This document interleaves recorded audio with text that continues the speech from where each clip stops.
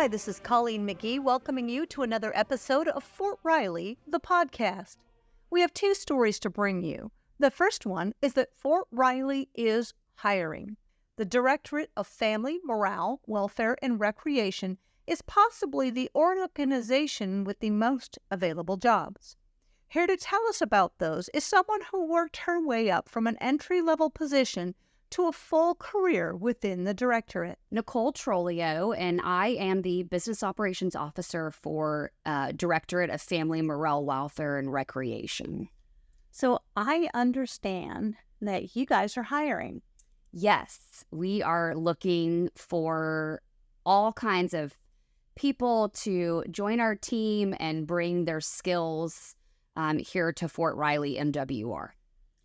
And you guys have a lot of different kinds of jobs available, which MWR is a really great foot in the door into federal service. So talk to me about the gamut, I guess, of different jobs available. Yeah, so MWR, these are programs that we provide to soldiers, civilians who work on the installation, family members, retirees in the community. And basically, it's like your neighborhood programs. Everything from food service, providing people with meals, bowling, outdoor recreation, archery, ATV riding. If you're interested in hobbies like painting, arts and crafts, it also includes some of the physical fitness entities such as fitness centers and intramural sports and things that we provide for soldiers. And then some of our more diverse positions like working with children. We provide childcare for soldiers and civilians who work on the installation anywhere from 6 weeks all the way until 12th grade in high school.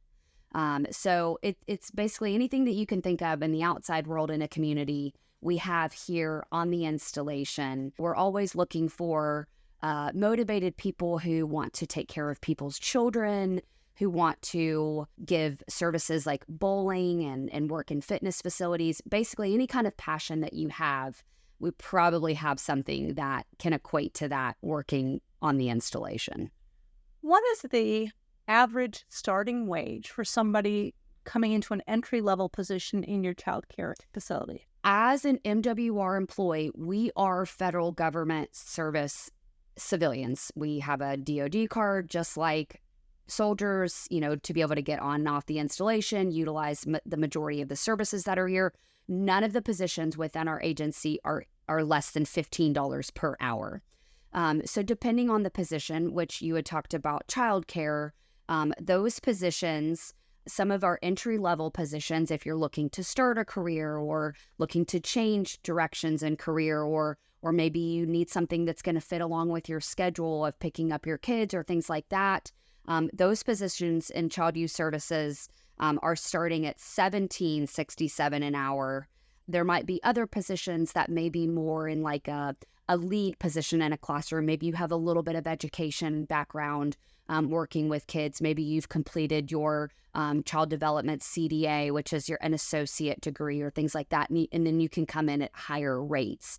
The great thing about MWR, not just child youth services, but MWR as a whole, is that we really push to educate and progress and give our employees the opportunity to move up.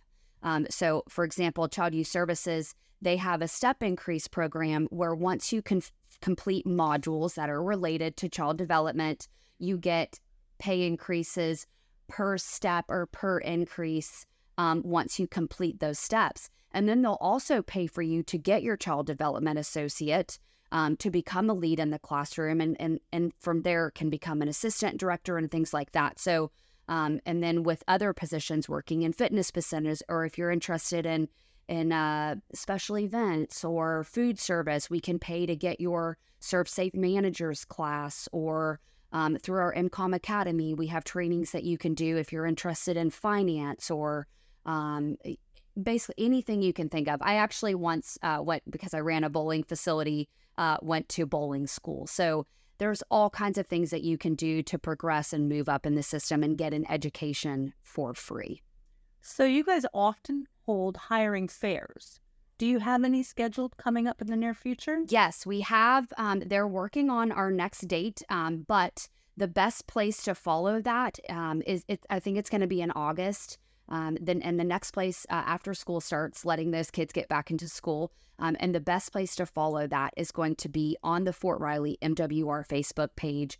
They make sure to do a great job of putting not only the positions that we're hiring, the events that we're having. So if you kind of see an event that you're like, hey, I would really love to work in a program like that or be involved in a program like that. And then if you're looking for employment, they put all of those dates on our Facebook page. And that's a great resource to be able to look at all of that information. And where else can folks find out about jobs that are open on Fort Riley with you guys?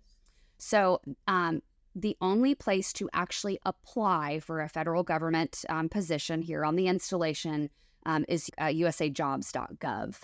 And essentially, if you're looking for any job in NAF, you'll go to the home screen and there'll be a search bar and then there'll be a location. In the search bar, you're going to want to type in NAF, which stands for Non-Appropriated Fund. And if you type in Fort Riley, that will bring up all of the MWR positions that we have here on the installation. A little bit about me is that I started my career in Germany as a flex child and youth program assistant working for Child Youth Services. And I was able to build a career. I went and from there ran a bowling facility. And after that, I became the manager of the Warrior Zone. And now I'm working overseeing all of those programs. And so I just want to say that if you have a passion for taking care of people and a passion for taking care of soldiers, and you're looking for a place to be a part of something, to be a part of a family, and a way to build a career, MWR has given me a very fulfilled life for the past, it'll be 15 years in August. So if that's something that you're interested in and that maybe will give you happiness to wake up in the morning, then I definitely would suggest to go to usajobs.gov. In other news, Wednesday, July 26th, Fort Riley will be in the dark. For our annual full-scale exercise, there is a component that includes a planned power outage. The power is scheduled to be turned off at 4 a.m. and will begin returning within the first 2 hours to many of our housing areas. However, there are some homes that will be without power for the full 8 hours. This planned power outage is part of an Army-mandated exercise that will allow us to test our capability should we ever have a power emergency. For more information about specific locations in the planned outage area and information about how to prepare should you be in that prolonged outage area, visit the Fort Riley webpage and click on the link in the Black Start exercise announcement. Thank you for listening to Fort Riley, the podcast.